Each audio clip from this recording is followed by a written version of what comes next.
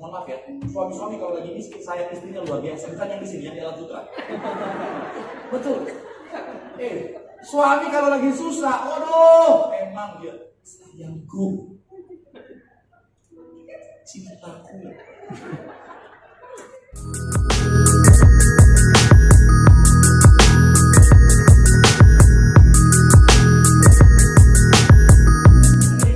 Tuhan ditinggikan. Ketika kami menyembah nama Tuhan, ada hadirat Tuhan yang pasti tercurah. Dan kami percaya ketika hadirat Tuhan tercurah, artinya di situ pasti ada berkat, ada sukacita, ada mujizat. Artinya setiap kami yang memuji menyembah nama Tuhan yang hadir, doa kami Tuhan, siapapun yang sakit Tuhan sembuhkan, yang terikat Tuhan berikan kelepasan, bahkan ada kemenangan yang Tuhan nyatakan dalam kehidupan setiap kami. Tiba saatnya Tuhan, kami siap, kami rindu untuk lebih lagi diberkati bahwa kebenaran firman.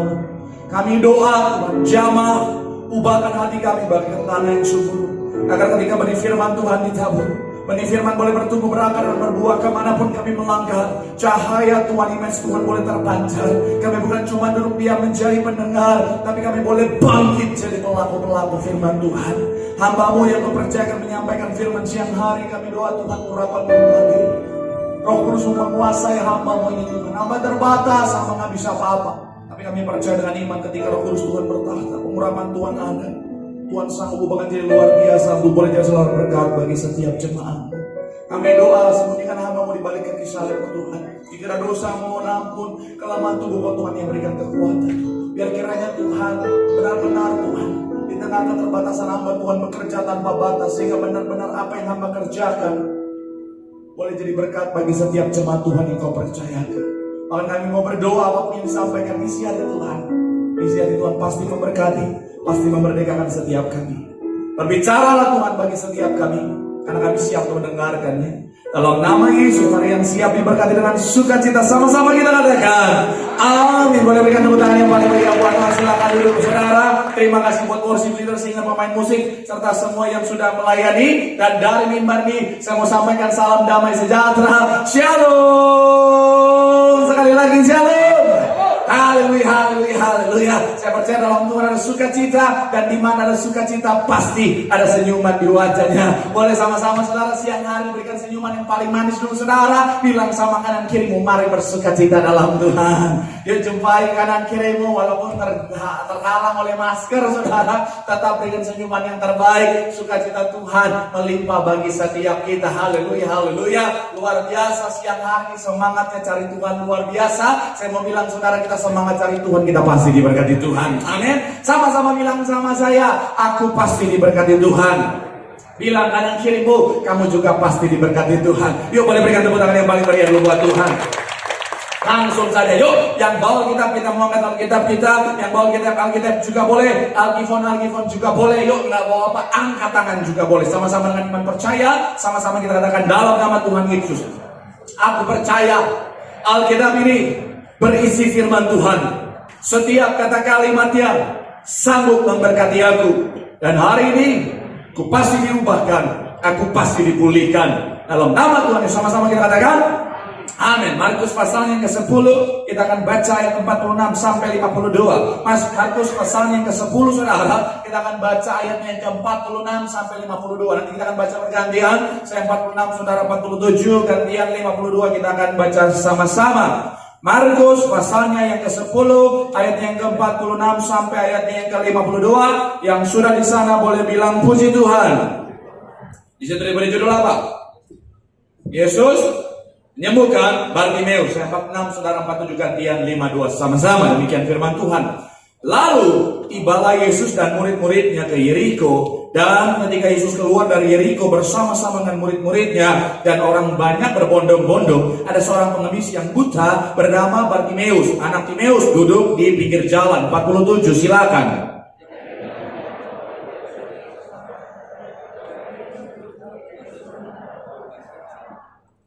Ayatnya yang ke-48, banyak orang menegur supaya ia diam, namun semakin keras ia berseru, anak Daud, kasihanilah aku. 49.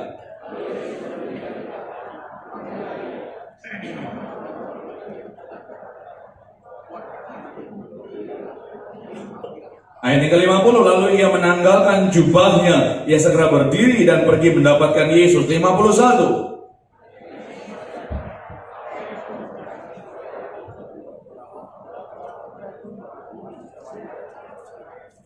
Ayat yang ke-52, sama-sama, 3 ya.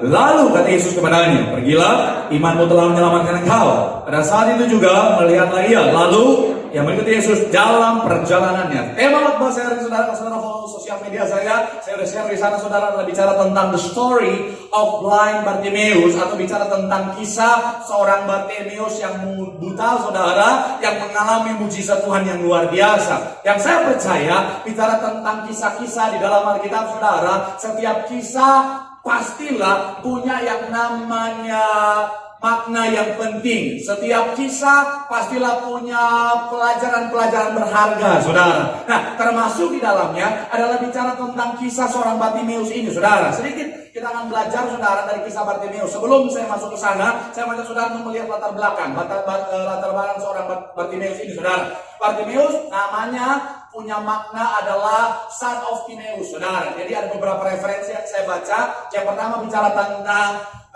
bahwa ini memang namanya secara pribadi, saudara. Jadi sama seperti kalau hari-hari ini kan, saudara kembar saya Cristiano Ronaldo, dia kasih amin. Dia kasih nama anaknya Cristiano Ronaldo Junior. Saya mau kasih nama juga anak saya, Steve Marcel Junior.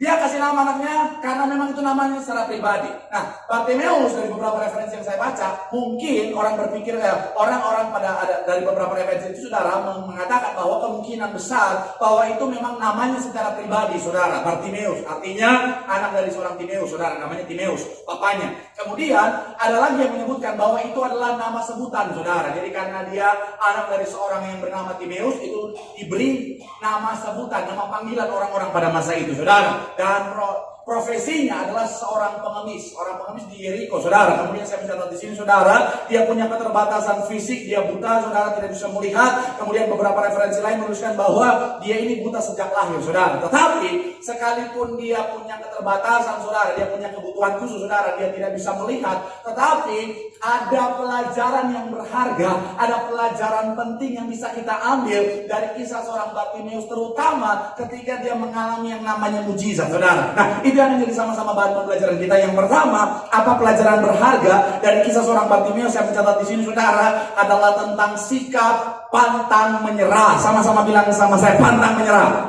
Sama-sama bilang sama saya, pantang menyerah. Amin. Coba kita lihat Alkitab kita, Markus pasal yang ke-10 tadi, kita lihat 46 sampai 48, saudara. 46 sampai ayat yang ke-48. Yang sudah di sana bilang haleluya.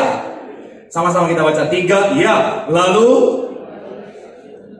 dan ketika apa? Bersama-sama dengan murid-muridnya dan orang-orang banyak juga berbondong-bondong, ada seorang pengemis yang buta bernama Bartimaeus.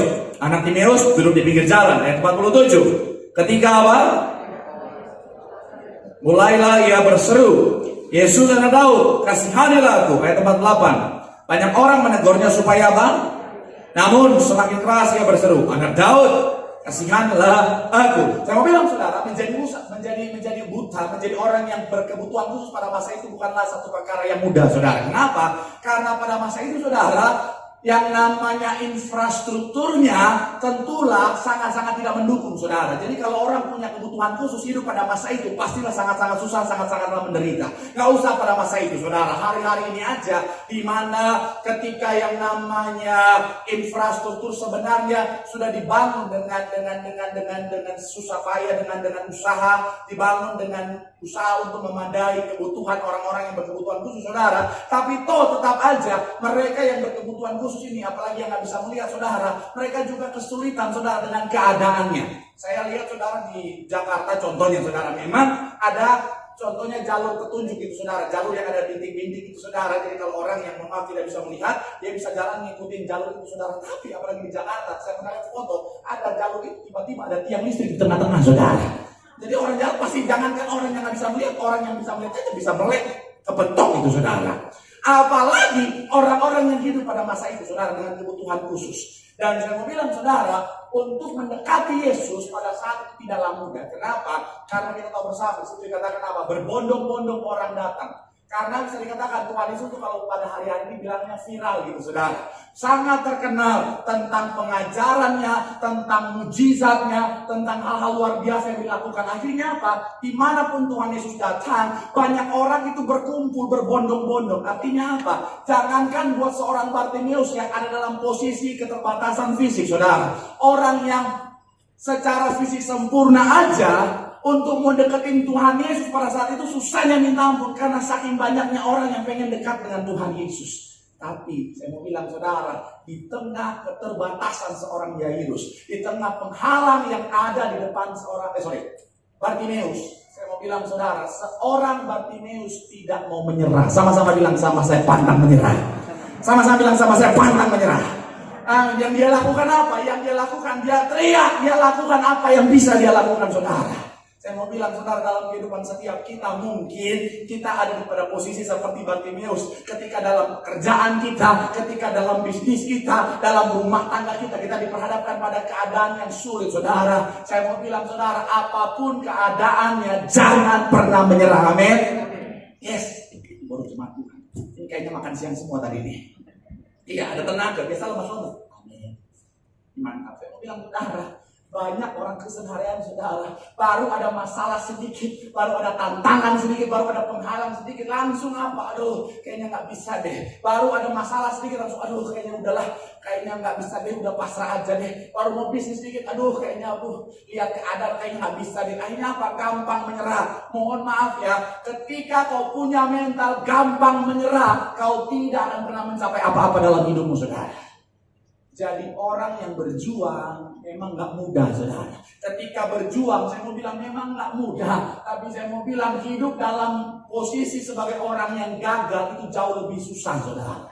Itu kenapa saya mau bilang mendingan apa? Berjuang aja. Sesusah-susah apapun, secapek apapun, mendingan berjuang daripada kau jadi orang yang gagal saudara. Karena yang membedakan orang gagal sama orang yang berhasil adalah orang yang berhasil mereka pantang menyerah, mereka berjuang lagi. Mereka sama-sama mengalami kegagalan, tapi orang yang berhasil mereka pantang menyerah. Gagal, maju lagi saudara. Jangan dikit-dikit, mohon maaf saudara, menyerah. Aduh Tuhan, menyerah hanya untuk orang-orang yang gak punya Tuhan.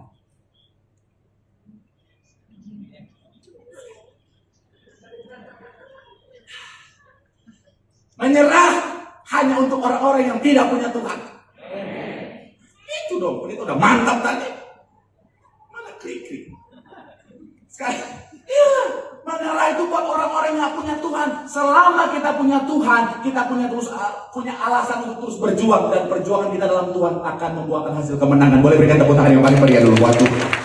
Haleluya. Nah, itu kenapa saya mencatat di sini saudara. Kalau lihat dari kesaksian apalagi gereja kita saudara. Gereja kita ini saudara, wow, tantangannya itu nggak gampang saudara. Saya ngobrol dengan ibu gembala sidang saudara, di mana awal-awal membangun gereja, mereka mau ibadah aja saudara. Lagi ibadah ada kelompok-kelompok yang ganggu suruh berhenti ibadah. Mereka bapak ibu gembala lagi khotbah, ada kelompok-kelompok yang ganggu memberikan mereka apa? Ketidaktenangan saudara. Bahkan bapak gembala sidang kita lagi khotbah mau dilemparin saudara, tapi hebatnya Bapak Gembala Sidang bersama ibu mereka orang yang pantang menyerah saudara. Puji Tuhan mereka nggak pernah menyerah. Dampak dari pantang menyerahnya mereka bisa kita rasakan hari-hari ini saudara. Saya merantau ke Jakarta, kalau saudara pernah ingat saya pernah bilang ke saudara, saya merantau ke Jakarta ini benar-benar modal iman saudara. Kalau ada yang merantau ke Jakarta terus masih punya kenalan, masih punya saudara, apalagi dibekali banyak uang dari kampung B, saya mau bilang bukan level saya. Saya itu benar-benar merantau ke Jakarta modal iman. Oh Tuhan, nyampe Jakarta ngerasain ibu kota lebih jauh daripada ibu tiri. Betul, nyampe Jakarta, waduh memang awal memang jual masih banyak. Baru disubsidi, memang nyampe Jakarta, waduh masih ada. Tapi lama-lama, nah dong hepeng. Habis saudara, betul. Oh Tuhan, saya ngalami karena yang namanya perantauan sampai mau makan aja nggak ada, jangankan mau makan, mau minum aja nggak ada saudara. Apalagi zaman dulu kan awal-awal nyampe Jakarta kan tujuannya mau jadi artis. Iya memang memalukan tapi saya jujur. Saya mau jadi artis. Weh, saya hidup di masa dimana GPS belum ada kayak sekarang saudara. Saya masih pakai handphone zaman dulu, Nokia zaman dulu, mana ada GPS saudara. Zaman dulu, waduh Tuhan. Kalau zaman sekarang kan enak gitu, saudara. Mau kemana-mana tinggal. Oke Google, arahkan saya ke Mall Puri. Oke, berangkat. Ya kan gitu. Belok kiri, belok kanan, lampu merah. Awas, ada banci. Ditawar. Oh Tuhan, zaman dulu kemana-mana. Oh Tuhan, modal apa? Bang, gimana bang? Ini bagaimana bang? Nanya-nanya. Awalnya memang masih banyak uang, naik taksi kemana-mana. Zaman dulu supir taksi, mohon maaf, nggak punya perasaan, saudara. Diputer-puterin, saudara. Karena Argo diputer-puterin, saya dari Ancol mau ke Harmoni diputerin dulu sampai Kelapa Gading, saudara. Saya sampai, oh Tuhan. Sekarang saya udah sadar betapa kepahitannya saya sama supir taksi waktu itu, saudara. Betul. Oh Tuhan, uang saya paling banyak habis di taksi. Akhirnya udah makin tipis, turun level. Naik apa? Bajai. Bajai itu agak enak. Kadang-kadang 15.000, 20.000 pada masa itu bisa keliling Jakarta, saudara. Iya, tapi turun-turun. Sebentar. Iya, akhirnya keuangan menipis. Naik apa? Ojek.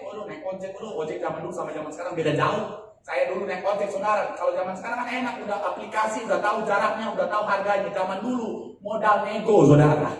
Jadi makanya kalau saudara nggak punya tingkat kecerdasan menego seperti emak-emak Mangga Dua, waduh habis kau. Betul, itu jadi memang harus turun nawarnya luar biasa. 70 sopir ojek pangkalan juga zaman dulu pinter-pinter. Aduh, mas jauh mas, segini aja 50 aja, jauh soalnya. Pak, aduh saya nggak berjeruk, masa jauh banget pak. 30 lah, aduh ya udah harga perkenalan lah 40 aja, soalnya jauh. Oh ya udah jadi, baru naik pada 5 menit udah nyampe saudara. Oh Tuhan, ini betul saudara. Akhirnya habis juga duit tipis. Turun level lagi, naik Kopaja. Saya mau bilang, naik Kopaja dengan tampang begini, boyband begini, selalu jadi sasaran copet, saudara. Memang si darah Manado, darah Petrus naik bisa, tapi namanya tampilan Hello Kitty kan. Kayaknya itu tuh copet-copet ketika naik angkot, lihat wajah saya udah tahu itu targetnya. Jadi sering kali saya lagi, lagi Kopaja kan biasa berdiri ya. Tapi berdiri tiba-tiba paha kanan udah geli-geli.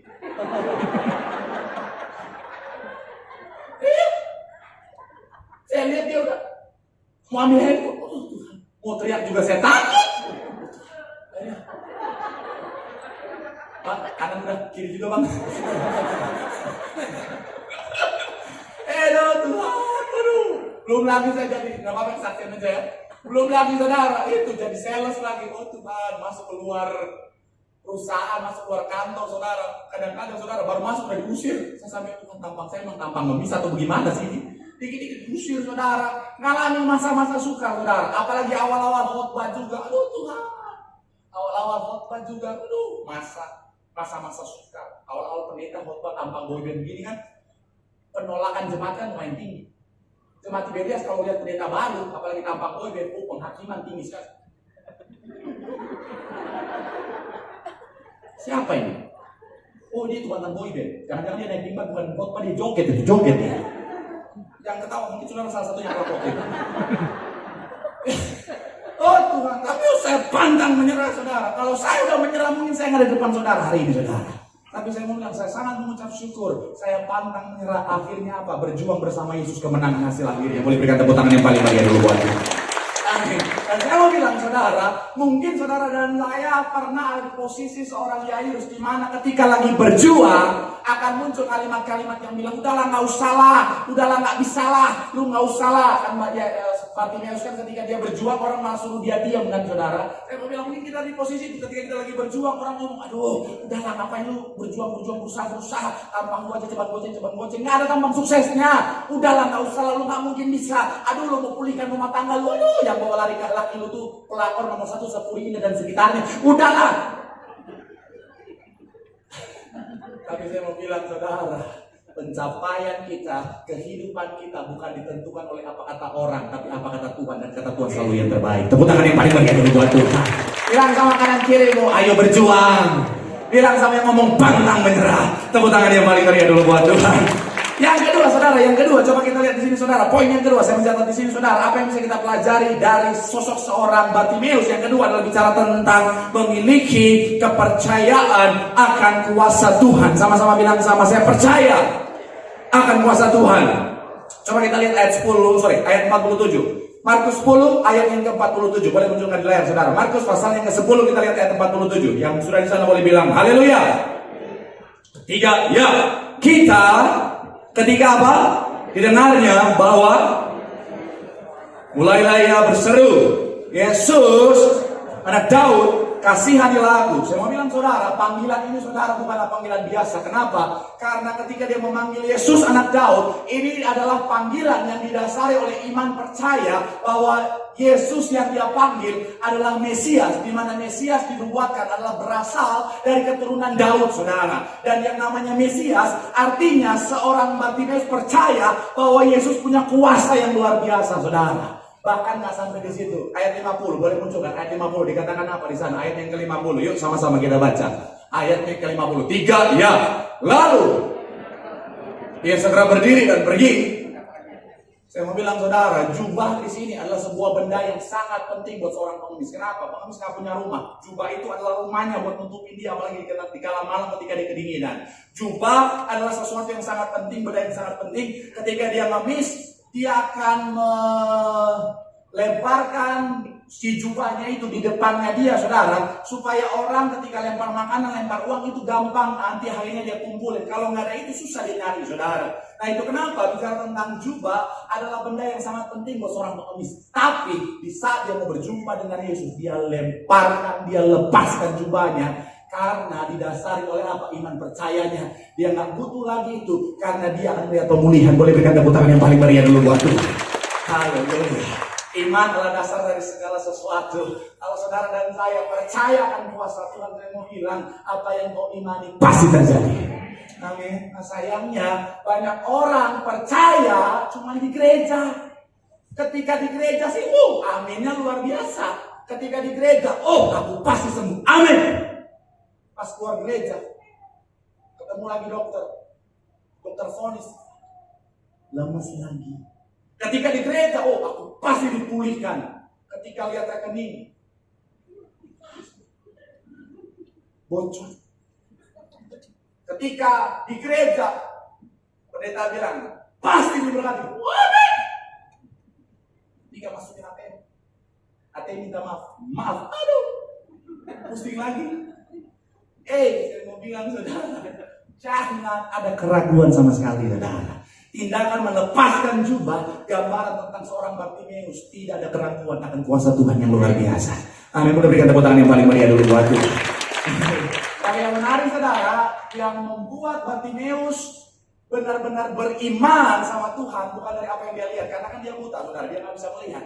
Tetapi dari apa yang dia dengarkan. Jadi dia itu adalah pengemis di Yeriko. Yeriko itu saudara satu daerah di daerah yang subur, saudara. Saya mencatat di sini saudara, di bagian yang sangat subur, bagian yang indah di lembah Yordan, saudara. Jadi banyak orang dari Yerusalem datang ke situ, saudara. Nah itu kenapa? Dia dengar, dan pendengaran akan itu, saudara, tentang Yesus membuat iman jadi bangkit. Itu kenapa minggu lalu saya bahas tentang apa, saudara?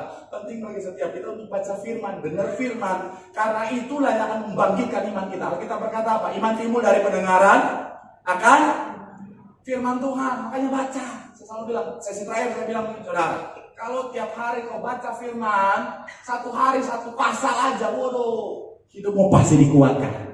Satu hari Pak Pendeta satu ayat, ya udah nggak apa-apa, 85 tahun selesai, nggak apa-apa. Pasti dikuatkan, saudara. Amin. Karena kenapa, saudara? Kalau kita imannya dikuatkan, kita akan melihat hal-hal besar sesuai apa yang kita imani terjadi. Boleh berikan tepuk tangan yang paling meriah dulu buat Tuhan. Bilang sama kanan kirimu, percayakan kuasa Yesus. Bilang sama yang ngomong, makanya milikilah iman yang besar. Tepuk tangan yang paling meriah dulu buat Tuhan. Yang terakhir, saudara, yang terakhir sambil promosi saya undang saudara. Yang terakhir saya mencatat di sini, saudara, apa yang bisa kita pelajari dari sosok seorang Bartimeus adalah tidak lupa bersyukur atau berterima kasih. Sama-sama bilang sama saya, tidak lupa bersyukur. Sama-sama bilang sama saya, berterima kasih.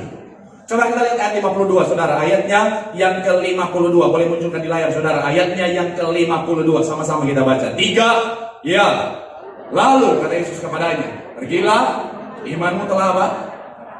Pada saat itu juga, lalu yang mengikuti Yesus dalam bagian kedua dikatakan apa? Pada saat itu juga melihatlah ia. Lalu ia mengikuti Yesus dalam. Coba kita lihat saudara di Lukas pasal yang ke-18 42 sampai 43. 42 sampai 43 di Lukas pasal yang ke-18. Lukas juga menuliskan hal yang sama, saudara. Boleh munculkan di layar, yuk. Sama-sama. 3, ya. Lalu kata Yesus kepadanya, imanmu telah. Nah, ayat berikutnya dikatakan apa? 43. Dan seketika juga melihatlah ia, lalu mengikuti dia sambil apa? Memuliakan Allah. Seluruh rakyat melihat hal itu dan Bartimeus terima mujizat. Memang Tuhan Yesus bilang, dan apa-apa, imanmu telah mengamalkan kau. Tapi Bartimeus, dia nggak pergi. Yang dia lakukan apa? Dia ikut. Dia follow Jesus. Dan nggak sampai di situ. Di Lukas bilang dia mengikuti Yesus sambil memuliakan Yesus. Tanda apa? Dia tahu cara bersyukur. Dia tahu cara berterima kasih terhadap apa yang dia terima, saudara. Bahkan beberapa referensi yang saya baca, saudara, Bartimeus itu dia ikut Yesus sampai pada detik-detik terakhir kematiannya di atas kayu salib. Bartimeus nggak lupa dari mana mujizat yang dia terima, dan dia tahu bagaimana caranya berterima kasih. Banyak orang hari-hari ini ketika butuh mujizat, cari Tuhannya gila-gilaan. Ketika lagi sakit nih, perjamuan kudus buat cuma satu galon. Sampai rumahnya udah perjamuan kudus di kulkas penuh. Betul. Kulkas di rumah udah kayak kulkas di cabang gereja. Full. Saya pernah pelayan satu rumah. Perjamuan kudus di mana-mana. Sampai di atas pintu. Ngapain kok perjamuan di atas pintu? Dia ada darah seperti bangsa Israel. Diminum. Kalau lagi sakit, apalagi dokter udah bilang, ibu, umur ibu tidak lama lagi. Berapa lama dok?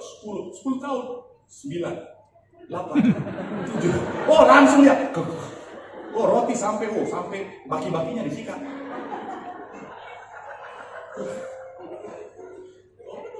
Kalau udah mau bangkrut, bisnisnya udah mau bangkrut gitu, berdoa cari Tuhan memang luar biasa. Bangun pagi dia berdoa, sebelum jalan dia berdoa, makan dia berdoa, bahkan sebelum berdoa dia berdoa. Aku udah mau bangkrut. Kalau keadaannya sulit, rajin gereja. Kalau perlu Senin sampai Minggu gereja terus. Hari Minggu gereja 6 sesi, dia 10 sesi di gereja. Betul, cari Tuhannya luar biasa. Bahkan kalau kita kadang-kadang bukan duduk di belakang, udah duduk di mimbar. Belakang Pak, ini tempat pendeta. Nggak mau kan? Saking luar biasa. Tapi kalau udah diberkati, udah dipulihkan, udah mulai banyak berkatnya, istri ajak, Pak, yuk Pak kita ke gereja. Gereja. Kalau mau sepeda dulu di PT, baru di sepeda baru Brompton. Ini sepeda sama mama mahalan sepeda. Gak mau lagi gereja. Kalau udah susah-susah cari Tuhan luar biasa. Lagi mau maaf ya, lagi miskin, lagi susah aja. Tuhan puasa, mulai dari puasa Esther, puasa Daniel sampai puasa di bulan suci Ramadan dia ikut. Saking semangatnya, udah diberkati begitu, saudara. Mohon maaf ya, bukan saya macam saudara, tapi ketika kau dipulihkan Tuhan dan akhirnya kau jadi lupa Tuhan, Tuhan bisa ambil kembali semua yang Tuhan kasih. Bukan karena Tuhan mau jahat, tapi karena Tuhan mau membuatmu kembali datang sama Tuhan, karena hanya dalam Tuhan ada keselamatan. Jangan lupa Tuhan lah. Saya mau seperti apapun berkat yang Tuhan kasih dalam kehidupan saya tak pernah mau sombong, nggak pernah mau lupa Tuhan. Karena saya tahu semua anak Tuhan. Tuhan ambil aja suara saya, nggak mau. Ngapain? Khotbah nggak ada suara. Apa? Nggak ada, udah. Selalu minta syukur. Dan saya mau bilang, bukan hanya sama Tuhan, dalam kehidupan sesama manusia pun jangan pernah lupa ketika ada orang baik sama saudara. Kalau ada orang baik, jangan lupa, ingat terus. Apalagi ketika kau lagi dalam keadaan terpuruk, terus ketika orang lain make excuse untuk tidak nolong saudara, dia ada mau datang tolong saudara, jangan pernah lupakan, ingat terus sampai mati. Kalau punya kesempatan kebaikannya dibalas, balas kebaikan. Karena saya mau bilang itu mahal, saudara. Jangan lupa, jangan ketika susah aja ditolong, dibantu senang. Ketika udah sukses, dia sukses nggak mau tolong. Contohnya nggak usah jauh-jauh, hubungan suami istri aja. Ketika lagi miskin banget gitu, saudara, sama istri saya juga naik. Karena mohon maaf ya, suami-suami kalau lagi miskin sayang istrinya luar biasa. Bukan yang di sini, yang di Alam Sutra. Betul. Suami kalau lagi susah, aduh, memang dia sayangku, cintaku, my baby, I love you so much. Hanya kamulah yang memiliki dalam dunia ini. Ya ini lagi miskin. Lagi di level 0, aduh, memang. Pegang gereja. Apa ke gereja aja tangan dipegang.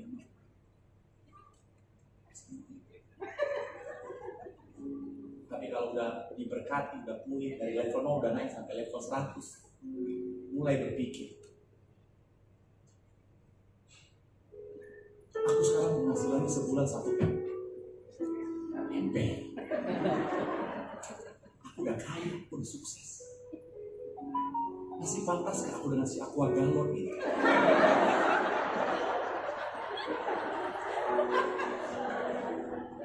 Yang paling banyak ketawa ibu-ibu.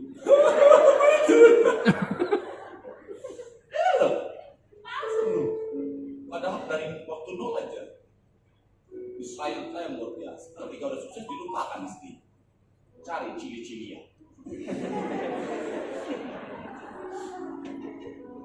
Sekarang saudara bukan cuma ketawa, ada pertobatan di dalamnya.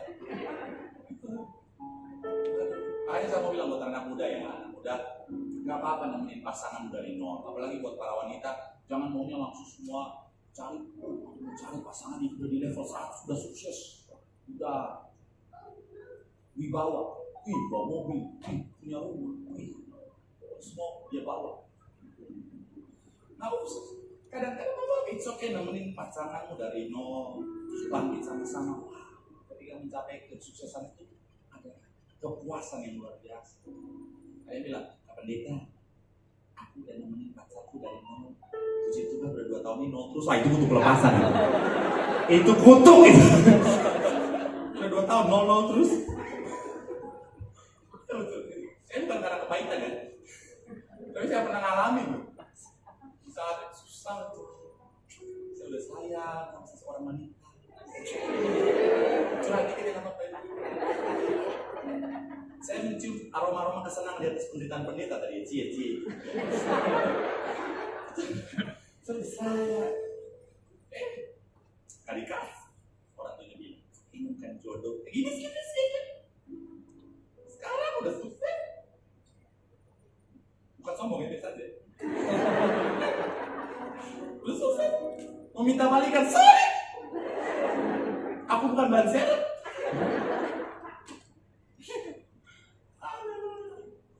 Saya bilang ya saudara, jangan pernah lupa dengan kebaikan orang, siapapun itu saudara. Ketika Tuhan percayakan ada orang yang tolong saudara, jangan pernah lupa sampai kapanpun. Karena gini saudara, ketika kau mengingat kebaikan orang lain, kau membalas kebaikan orang lain, akan ada kebaikan dari Tuhan yang jauh lebih besar yang pasti Tuhan anugerahkan dalam kehidupan. Boleh berikan tepuk tangan yang paling meriah dari waktu. Bilang sama kanan kiri, jangan lupa bersyukur. Bilang sama yang ngomong, jangan lupa berterima kasih. Tepuk tangan yang paling meriah buat Tuhan. Terima kasih Yesus. Terima kasih Yesus. Ku beri syukur hanya bagimu, ya Allahku, ya Tuhanku. Katakan terima kasih, terima kasih Yesus. Katakan terima kasih Yesus. Terima kasih Yesus. Kami beri syukur kami Tuhan. Ku beri syukur hanya terima kasih.